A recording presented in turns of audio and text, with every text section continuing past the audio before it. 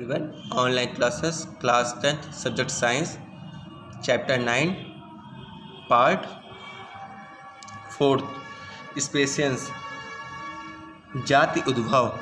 What we have seen so far is microevolution.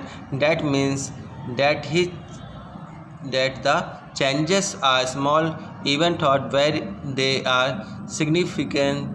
Also, they simply change the common characteristic of a particular species. What this does not properly explain as to how new species come into existence.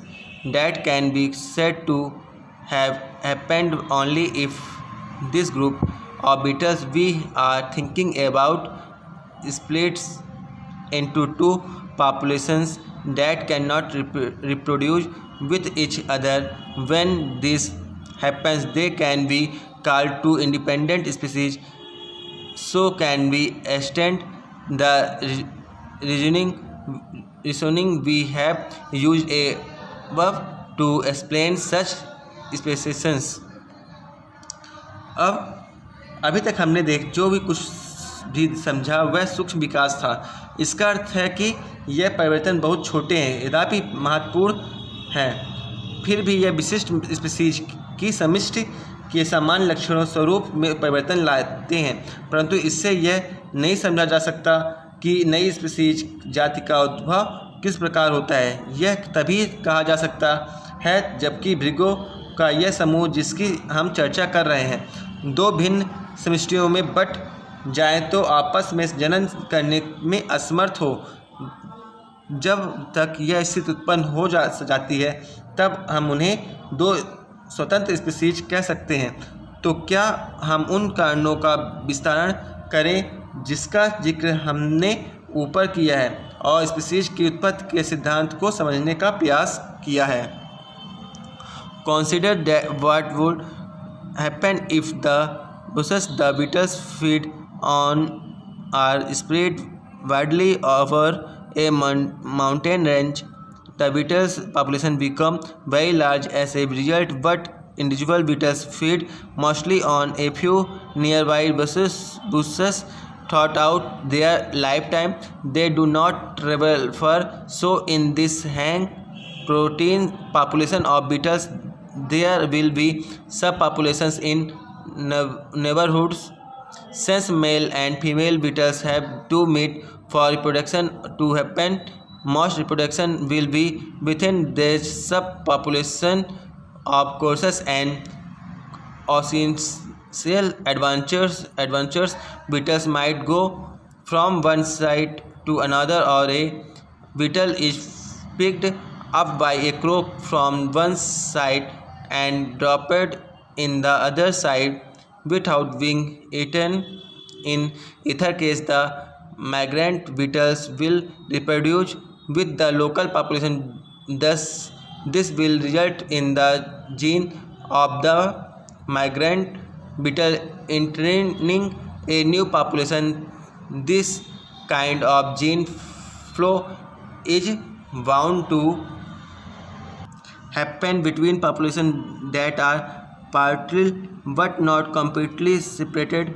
If, however, between two such subpopulations a large river comes into existence, the two populations will be further isolated. The level of gene flow between them will decrease even further. सोचिए क्या होगा कि जब झाड़ियाँ जिन पर भृग भोजन के लिए निर्भर रहते हैं वह पर्वत श्रृंखला के बृहद क्षेत्र में फैल जाए, परिणामतः समिष्ट का आकार भी विशाल हो जाता है। परंतु वशिष्ठ भृग अपने भोजन के लिए जीवन भर अपने आसपास के कुछ झाड़ियों पर ही निर्भर करते हैं, वह बहुत दूर नहीं जा सकते। अतः भृंगों की यह इस विशाल समिष्ट के आसपास उप समिष्ट होगी, क्योंकि नर एवं मादा भृग जनन के लिए आवश्यक है। अतः जनन प्रायः उन समिष्टियों के सदस्यों के मध्य ही होगा। हाँ, कुछ साहसी भृंग एक स्थान से दूसरे स्थान पर जा सकते हैं, अथवा कौवा एक भृंग को एक स्थान से उठाकर बिना हानि पहुंचाए दूसरे स्थान तक छोड़ देता है। दोनों ही स्थितियों में अप्रवासी भृंग स्थानीय समष्टि के साथ ही जनन करेगा। परिणामतः अप्रवासी भृंग के जीन नई समष्टि में प्रविष्ट हो जाएंगे। इस प्रकार के जीन प्रभाव उन समष्टियों में होता रहता है जो आंशिक रूप से अलग अलग है, परंतु पूर्ण रूपेण अलग नहीं हुई है। परंतु यदि इस प्रकार के दो उप समष्टियों में के मध्य एक विशाल नदी आ जाए तो दोनों समष्टियों और अधिक पृथक हो जाएंगी। दोनों के मध्य जीन प्रभाव का स्तर और भी कम हो जाएगा। Over generations, genetic drift will accumulate different changes in its subpopulation. Also, natural selection might also operate differently in these different geographic locations. Thus, for example, in the territory of one subpopulation, crows are eliminated by eagles, but this does not happen for the other subpopulation where crow numbers are very high. As a result, the green variation will not be selected at the first sight. It will be strongly selected at the second.